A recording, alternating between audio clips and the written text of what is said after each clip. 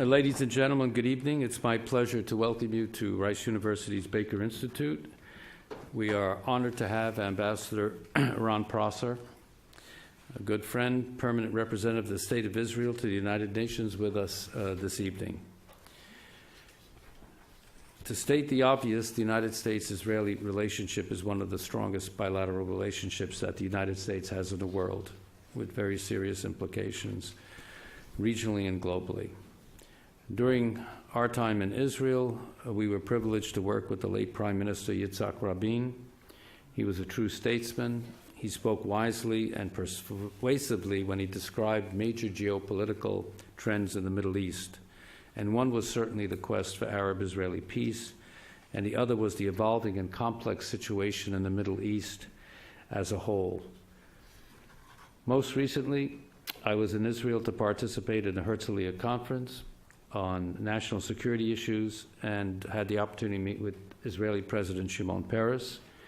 And during the visit, we had a wide-ranging discussion on a variety of pressing topics, not least of which, of course, was the Palestinian issue, but the situation in Syria and the ramifications of the revolutions in Egypt and Tunis, the so-called Arab Spring, the Iranian issue, which looms large, and others.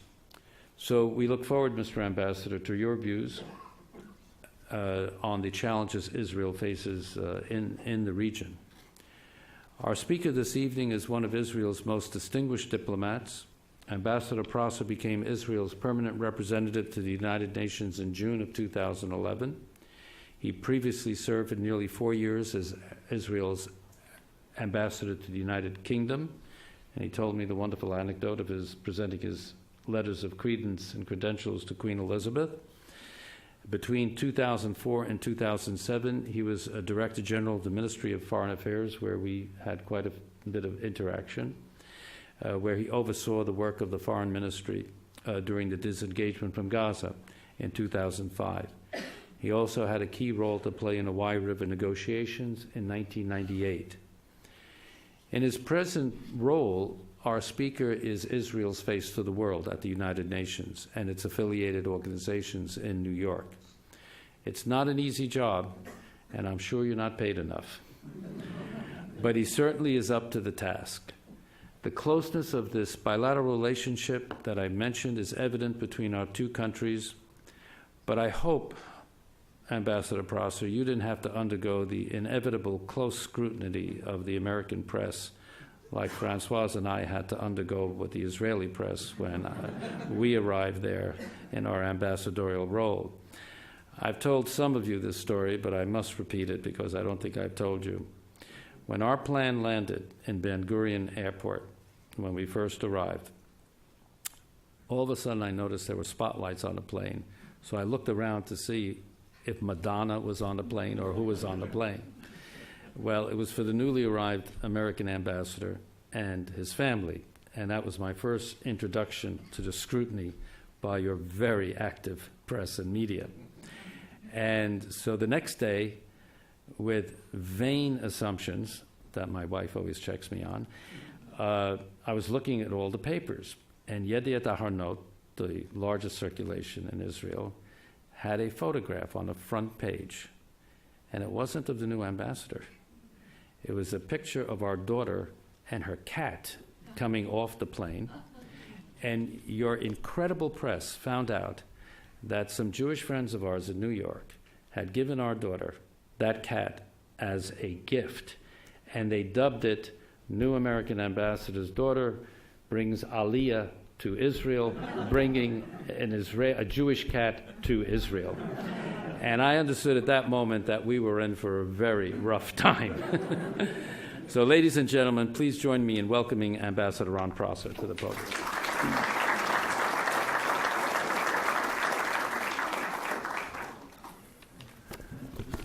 Ladies and gentlemen, Ambassador Jerejian, bonsoir. First of all, it's a privilege and an honor to be here, and especially in the presence of not just an amazing colleague, but really, I think, one of the best representatives of American diplomacy in the world. And we miss you. We miss you in the ropes and in the ring. And we will be talking afterwards, but I always was amazing to hear your insights, and it's a real privilege being here. Look, I came to New York last June. I came from the capital of the United Kingdom, and the reason we had an ambassador who was temporary, should have come a bit earlier, but there were two policy events in the United Kingdom that I could not miss. There were major policy events. First was the royal wedding between Kate and William. Someone had to assume responsibility, and I did my best for you. The second was, of course, the Manchester United against Barcelona. Only then could I come to New York. And the first thing that I had to deal with was the Council on Human Rights. Council on Human Rights, it's like, where you have beacons of democracy like Syria and Libya giving us guidance. It's like having Charles Manson run the crime investigation squad of the NYPD. And sometimes I had a feeling that the inmates have taken over the asylum. But the interesting part of this was that, in the Council of Human Rights, they have Article 4 that deals with human rights violations all over the world. Sudan, Syria, Yemen, you name it. And there's an Article 7 that deals with the human rights violations only for Israel. Off the charts, right? Article 4, human rights violations all over the world, 193 countries, member states of the United Nations, and Article 7 that deals about human rights violations only for Israel. Out of the charts. I see you're perplexed. Yes, I was perplexed too. Now, the most important part is not this, is who would vote for a resolution like that? Surprise, surprise, only 4 countries vote against this resolution. The United States of America, Israel, Canada, and the great empire of Palau. After the lecture, I will give you some guidance about Palau. But the interesting part is United Kingdom, France, Germany abstain. This is, I'm sure that the respective public opinion have no clue about this, but this is what you see in one of the organs of the United Nations. Of course, after the event, I asked my guys and I said, hey, where is the ambassador of Palau? I went to a building on the 15th floor, knocked on his door and said, Ambassador, I'm the representative of the State of Israel.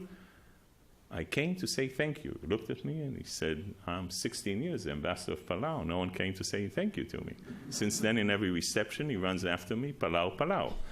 But the point here, the point that I want to make is that concerning Israel, that's not double standards that we have to face. It's basically triple standards. There's one standard for democracies, one standard for dictatorships, and a special standard for Israel. Now, I have to substantiate that. There are things that are unbelievable that we have to deal with on a daily basis, which are off the charts. And to my mind, this part of delegitimizing Israel in what is called the family of nations is something that we have to fight tooth and nail, not just Jews or Israelis, but anyone who really feels that, in the international arena, truth has some merit sometime. Not always, but sometime. Now, let me explain to substantiate some of the things that I'm saying on this delegitimization parts that are sometimes funny, but have an accumulated effect that's like Chinese torture. Drop, drop, drop, and it's lies, and it's half-lies, and it's half-truth, as if you don't call it all the time, those things become reality. The funny stuff, okay, approximately a year ago, the mayor of Sharm el-Sheikh, there was a shark attack against tourists in Sharm el-Sheikh. The mayor of Sharm el-Sheikh stood up and said, the shark that attacked the tourists was a Mossad agent. Funny, right? Funny. It happens in the region, you know. But the BBC ran, and I quote, Israeli ambassador denies shark a Mossad agent. End of quote.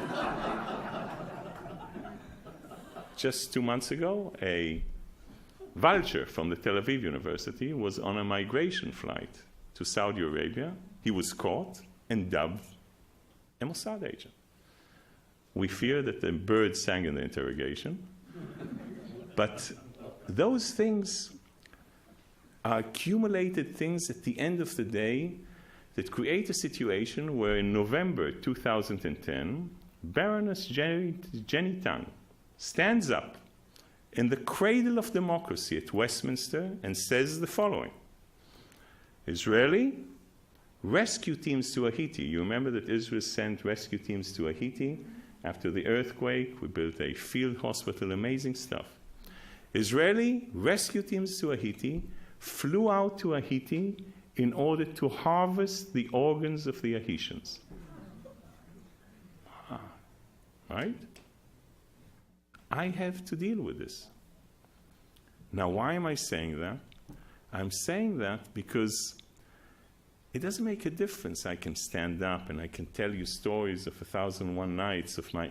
This is what I would call demonizing and delegitimizing, which creates a situation where basically Israel's right to defend itself on certain issues is being eroded, undermined, questioned, and basically says, yeah, you know, you have to take it on the cheek. I was the Director General of Israel's Foreign Service when we disengaged out of Gaza.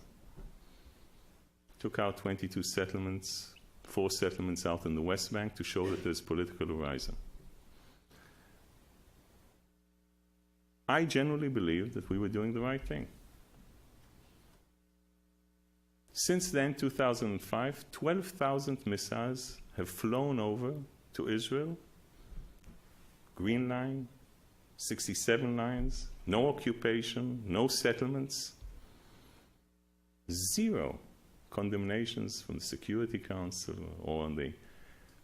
You hear from time to time someone saying, hey, you know, not such a good idea, but always balancing it, you know, with something else. Just think if from France, Calais in France, they would lobby missiles into Dover. You think that the citizens of Dover will be eating Dover soles quietly for lunch? Israel reacting, defending itself? No, you're not allowed to do that. One way or the other. And from my point of view, and especially here, it's important for me to raise questions for all of us. And why? Because when we hear things being repeated again and again and again, usually take it as a thumb rule. If people repeat things more than 10 times, begin to question the validity of what they're repeating.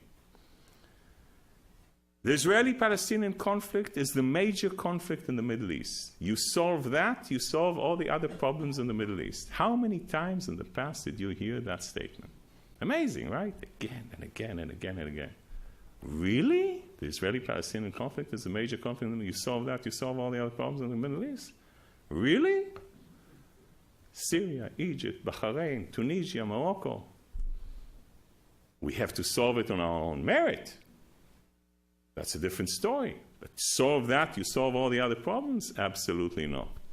One centrifuge in Iran doesn't stop spinning if we solve the Israeli-Palestinian conflict. Change a lot of things, but that is the major conflict. You know what the major conflict in the Middle East? The major obstacle? It's not settlements. Settlements, yes, doesn't make a difference where you stand politically. One can say it's a thorn in the eye, it's not constructive, ta-ta-ta-tam.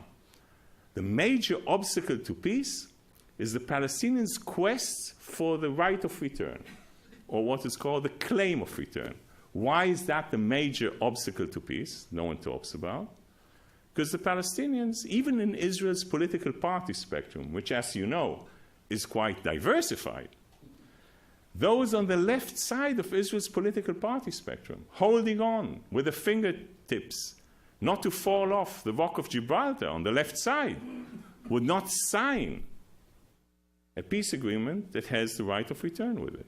Because what does it mean? It means the end of the state of Israel in numbers, demographics.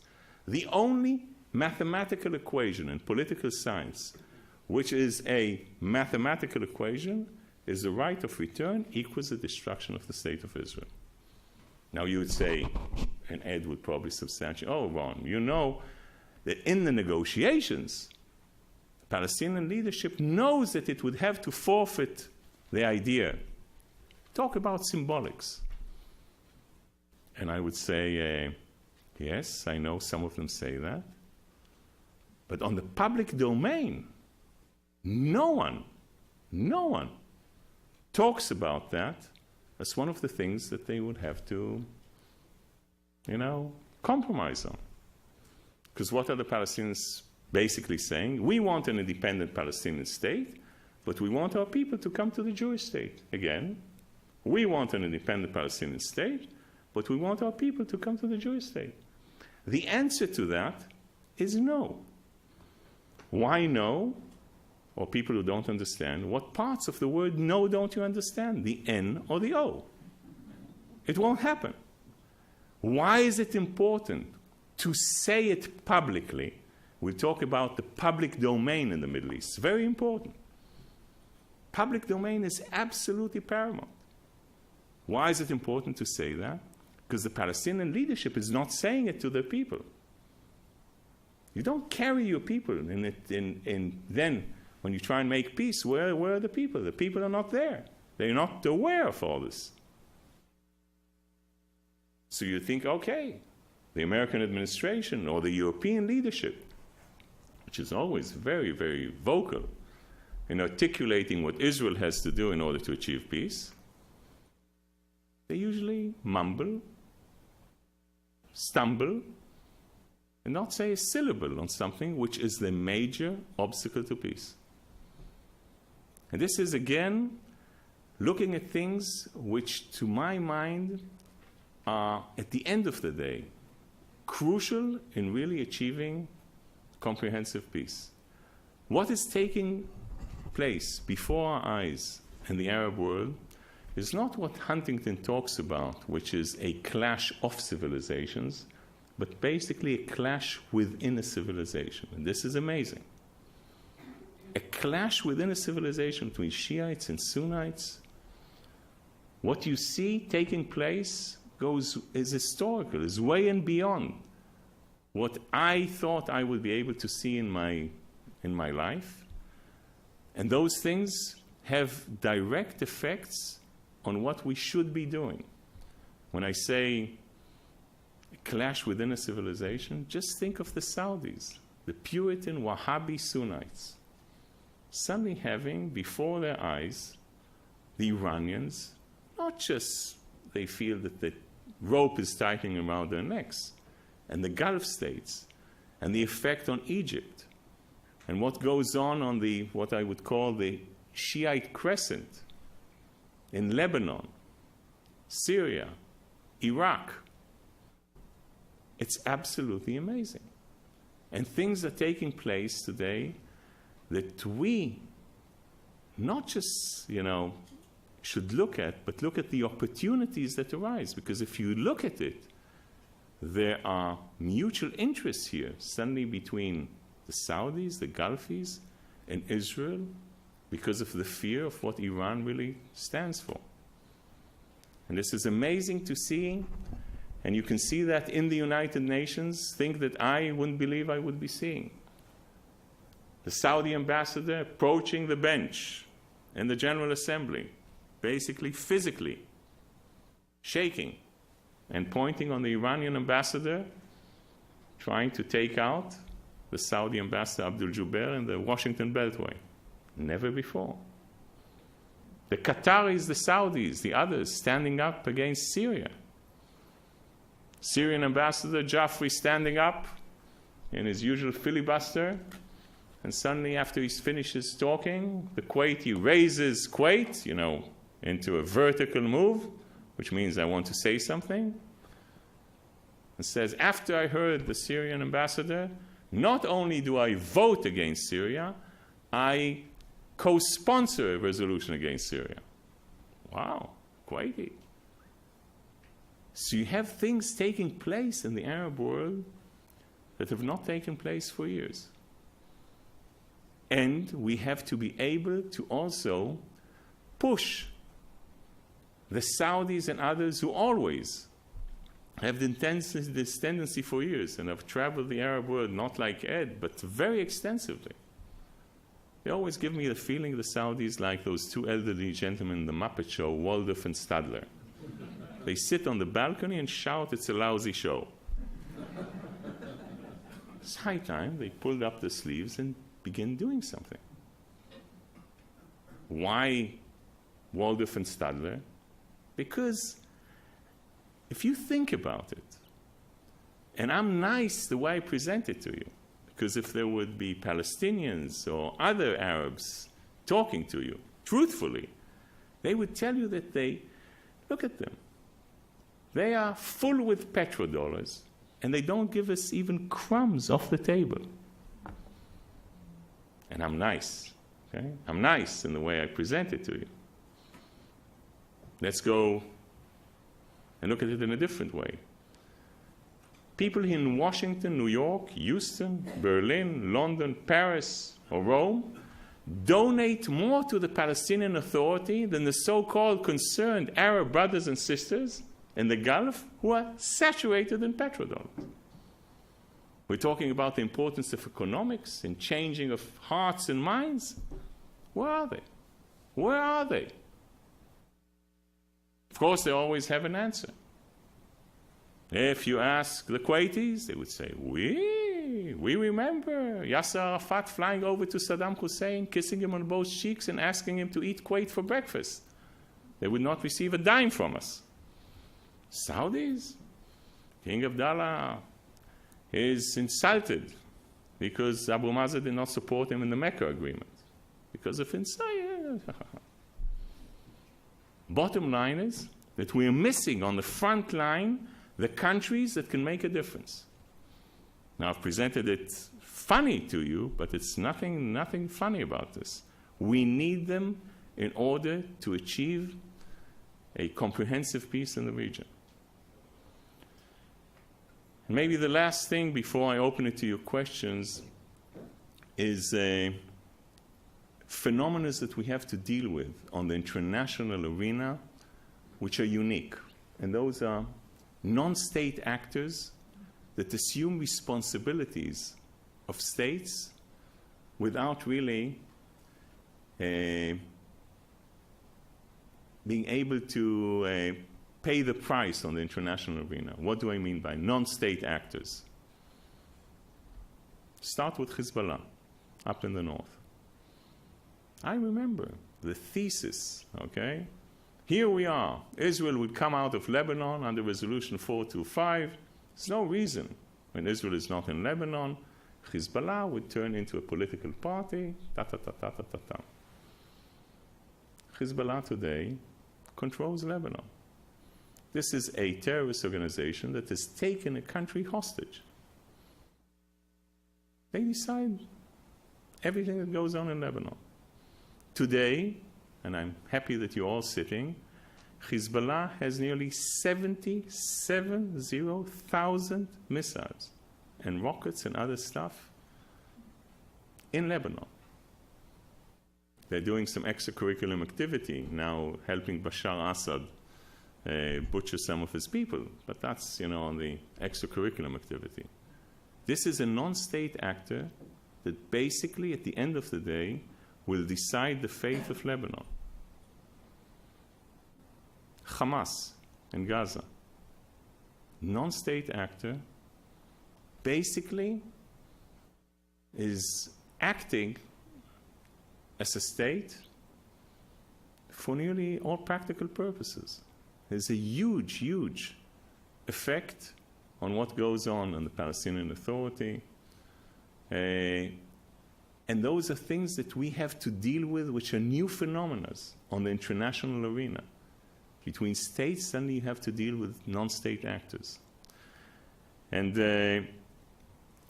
I want to end this by saying that what's happening now in the Arab world with the Arab Spring, or you might call it an Islamic winter, is interesting because there are huge risks involved, but there are also very many new opportunities. And it's our responsibility, heads and minds, to look how to navigate between the risks and the opportunities in order to find a better future.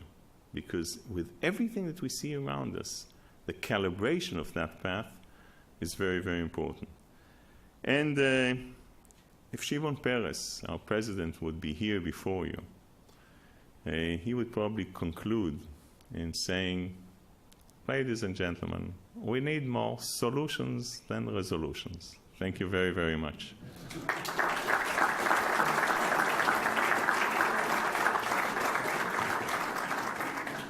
Okay, the floor is open to your questions. Just raise your hand and identify yourselves. Thank you very much for your candor. That was quite informative. Could you flesh out the arguments for us as to what is going on in Iran? Are there non-state actors that are leading it? Is it the government itself? And where do you think we are in dealing with them? Iran, no, Iran, it's not a non-state actor. Look, Iran is complicated. I'll start with why it's complicated, and then, try and, find a remedy on an idea to how to move forward. It's complicated because you have a country which is 80 million, a country where 65% of the population is under the age of 35, a country whose population in general doesn't like its leadership, population that if you move from the outside against Iran, the population will probably rally with a leadership that it doesn't like. That's why, diplomacy is very interesting, because sometimes you have to make decisions out of very bad options. What's the best option out of the bad options? Iran is not just ideologically driven, which has a huge impact. Leave Israel now outside the equation. Leave it aside. Iran is directly influencing, like I said, Saudi Arabia, the Gulf states, Egypt.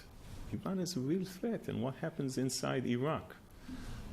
Its ideology, it's the chief sponsor and the chief funder of terrorist activities, undermining pragmatic Arab countries. I'm not using moderate Arab countries because that's a seminar by itself.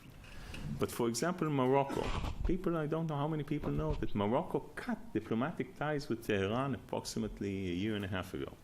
Why did it cut diplomatic ties? Because Tehran was working to undermine the Moroccan. So you have pragmatic countries in the Arab world understanding the fear of what goes on under their own regimes. Now, it's a combination of an Ayatollah regime with an ideology, with delivery systems, and the icing on the cake is nuclear weapons. Now, look at the behavior patterns of Iran without nuclear weapons, okay? How Iran behaves today. I gave you an example of, the Saudi ambassador in the Washington Beltway. Off the charts, crossing red lines. Iran acting against Israeli diplomats 800 meters away from the Prime Minister's mansion in New Delhi. India, very important for Tehran. In Bangkok, you have a regime, and that's what I want to establish in the reasoning, that basically crosses the red lines. Is it a rational regime? Isn't it rational? And at the end of the day, will it use what it has? And that's a question that very few can substantiate, because many people say, oh, ambassador, do you really think they're going to use nuclear weapons if they have them? They must be out of their mind. And no one can stand and really substantiate that, but I take them on their word. The only way to substantiate it is, how many of you saw the movie The Pink Panther? Remember with Peter Sellers? There's this part where he goes over to Peter Sellers and says, does your dog bite? And Peter Sellers says, no. So he begins to pat the dog, and the dog bites him once. He looks at Peter Sellers and says, you said that your dog does not bite. He said, it is not my dog. This dog can bite. Now, to live under the feeling, okay, that yes or no, not many countries can live with that. And especially if you think again on what Iran sits on the potential oil reserves of Western democracies. What would you do if Iran decides to close the Hormuz Straits and it has nuclear weapons? What would you do? And we can go further and further. The bottom line here is that it's important.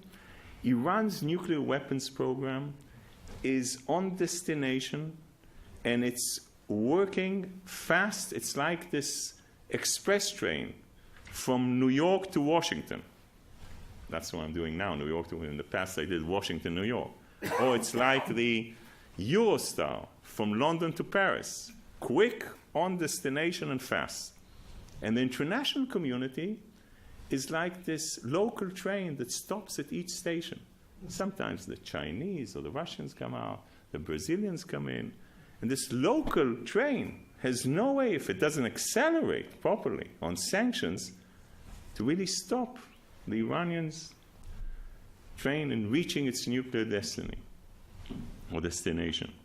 So we can do a lot more on the diplomatic side, on sanctions, to pass the message to Tehran that there's a price tag to pay if they continue in that direction. For a country like Israel, whose right to exist and whose existence is denied by several countries, how does the presence of media that portrays Israel as an aggressor, as a villain, how does that impact Israel's ability to find diplomatic solutions to its problems? And how can we overcome that?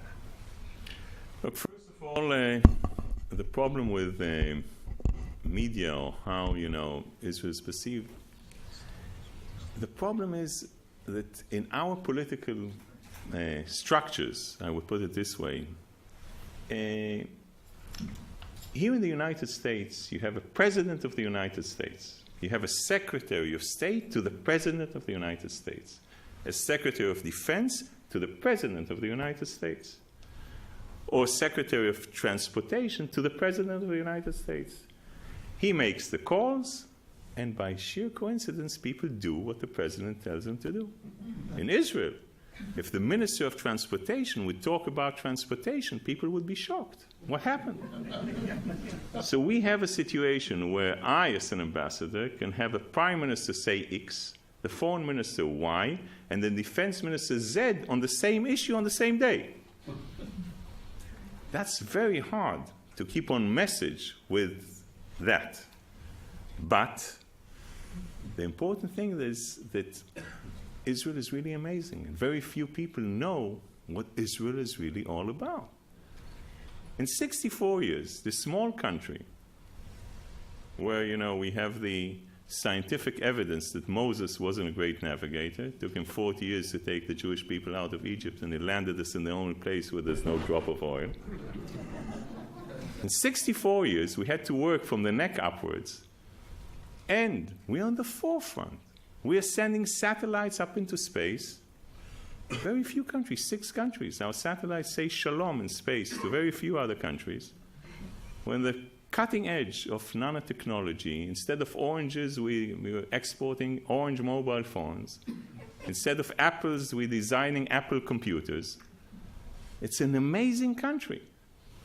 We are sending doctors, eye doctors, to the remotest place in Africa, under Tikkun Olam, in the former Soviet Union, in South America. Amazing stuff. Drip irrigation, water, renewable energy, cars, electric cars.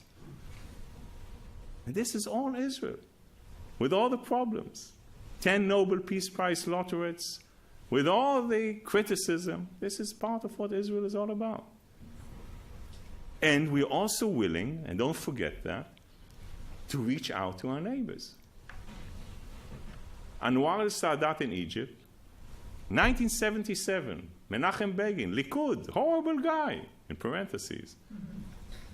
3 years later, full peace agreement with Egypt, territorial concessions, same thing with King Hussein in Jordan. So Israel and the Israeli public is willing intangibles to reach out. To reach out if someone really is out there to really make peace with us. Because we know at the end of the day, after everything else, that peace is paramount to Israel's existence. We're willing to pay a very huge price for that, but not to be the price itself of this peace.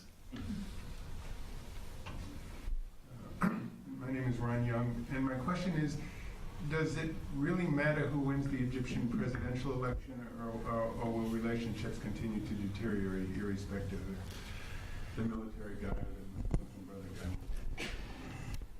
It matters, but a miracle is taking place before your eyes. By coincidence and not by coincidence, you don't hear Israeli politicians talking about what's happening in Egypt. This is, after Hanukkah, a huge miracle. Why aren't we saying anything?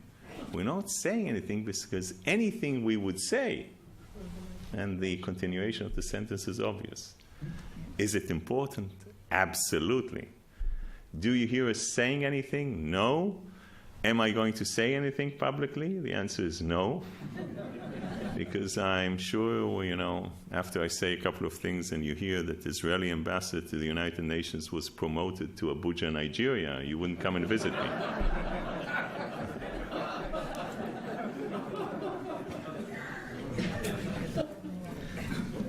Please. Mel?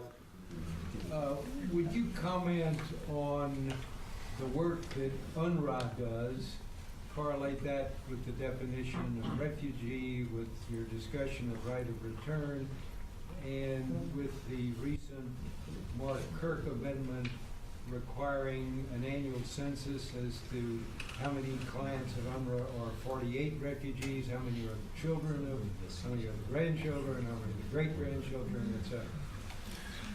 The biggest untold story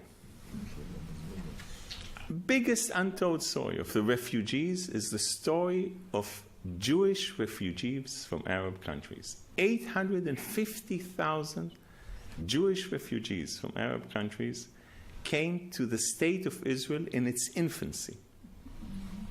They came to the land of milk and honey, without milk, without honey, and without money. And they were all integrated inside Israel's society and basically turning Israel to what it is, as a thriving society. So the refugee status of those people who were expelled from Arab countries, who had huge, Iraq, they came with nothing. Families that were very, very well off. On the Palestinians, you have 1,088 resolutions, out of which 176 resolutions pertain only to the Palestinian refugees. And how many resolutions on Jewish refugees? 0. What happens with UNRWA and what UNRWA is doing on the past? They are perpetuating the issue of refugees, abusing in order to create a situation where you have people who are second and third generation on the issue of refugees. So it doesn't help to solve the problems, it's helped to really keep them there because it is needed for political interests.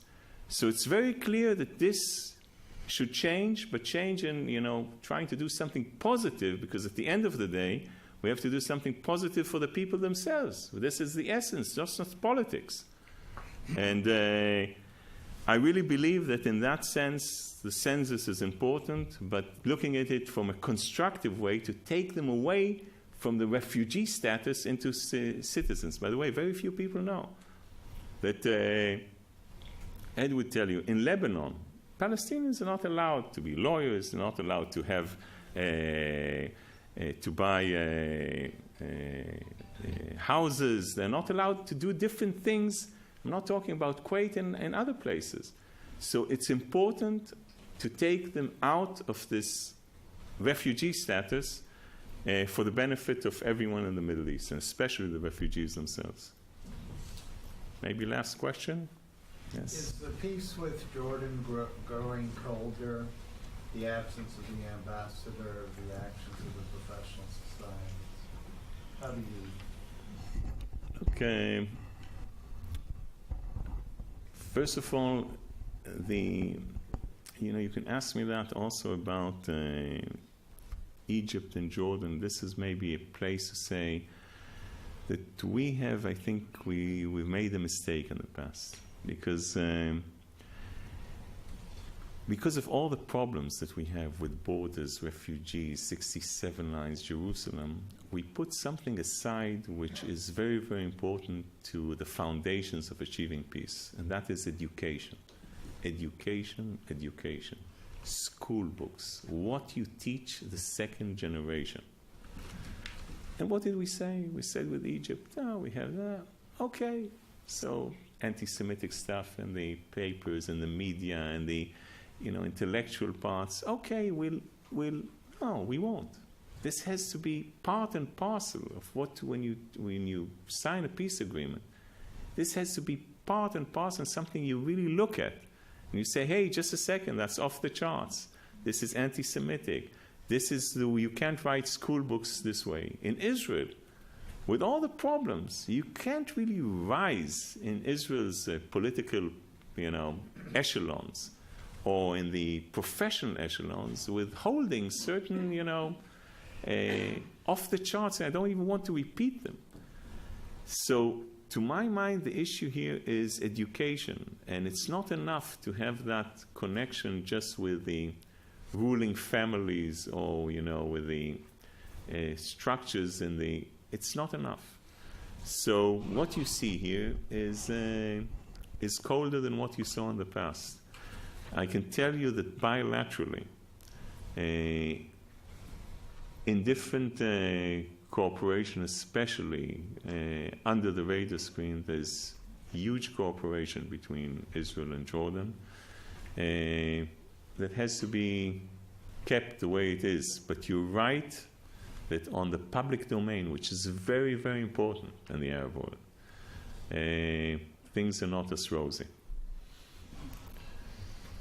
One more last question from the audience. Yes, sir. Could you comment on what's going on in Syria today, and if there's anything, how that would affect what Israel's view of this is? Yes, we talked about it. You have really the number one expert here, so I feel humbled in Ambassador Regian's presence. But I would say that, look, Bashar Assad, where can I start with Bashar Assad? Bashar Assad, I think, is the only ophthalmologist I know that cuts the vision of his own people every day. But the situation is that it doesn't make a difference where you come from, what religion you belong to, or what politics you preach. No one, but no one can stand still or be shtum when something like that happens, when children and women are being butchered day in and day out. Now, what does it mean in practicalities? Practicalities, it means that the international community has to do something and not just, send out those demarches, which I call the marshmallows. And it's creating a situation where the Syrian leadership should know that it cannot continue doing what it's doing unpunished. Strategically, I think that and you see that, both the Iranians and Hezbollah are on the advisory committee, sitting on the front line and really taking down many Syrian citizens. And I can say in the UN, the Security Council, I see the Russians stopping anything that one has to suggest on Syria. And it's really, really hard, I think, for people with good faith that look at this situation from that angle. And I see more and more that, especially now in New York, there's more and more things that are happening that hopefully would lead to something more substantial on Syria. It's interesting to see, and when I say that, it's I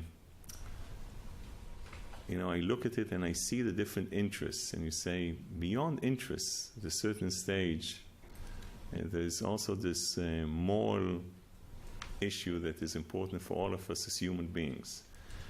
And I stood up in the General Assembly as Israel's ambassador to the United Nations and spoke publicly on this issue that I just told you, knowing very well that the Syrian ambassador is going to stand up and say, oh yes, Israel is all behind this and all this. But the funny thing is that his own people don't believe him. The Arabs are laughing. And it's obvious that we cannot be, as Israel, on the front line of articulating this every day because we are not doing the positive thing because others would be running away. But this is something that cannot continue, and it's important to really raise also in the public domain as much pressure as possible. And I'd like to say one thing maybe to the end, that I've really been in the diplomatic service for many years, and as you know, here at the UN, I really believe that what we are seeing, what we are seeing taking place in the world now, especially in the Middle East, is absolutely historical. And there are many opportunities out there, and we should try and utilize them. And it's not easy. It goes sometimes against our basic instincts, but that's why I get those annual bonuses at the end of the year. Thank you very, very much. Thank you. Very good.